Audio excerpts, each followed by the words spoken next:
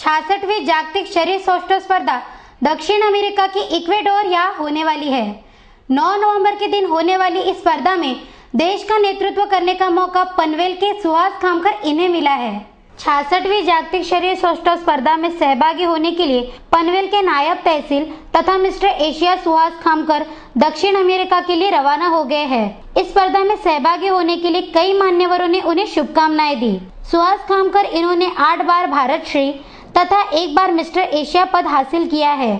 फिलहाल वे महसूल विभाग की ओर से पनवेल स्थित परिवेशक तौर पर नायब तहसील इस पद पर कार्यरत है। इस कार्यक्रम को उप विभागीय अधिकारी सुदाम परदेशी, तहसील पवन चांडक, पुरवठा अधिकारी दिलीप रायनवार, राजाराम म्हात्रे आदि मान्यवरों के साथ कर्मचारी उपस्थित थे। महसूल विभाग की ओर से सुहास खामकर इन्हें शाल व श्रीफल देकर सम्मानित किया गया।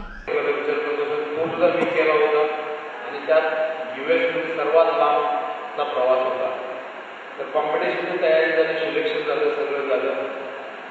जवळजवळ 7 ते 8 जणांची टीम डिक्लेअर झाली आणि त्यानंतर मग जो खर्च निघाला त्यानंतर जवळजवळ त्याचे सर्व बॉडी बिल्डरने माघार घेतली।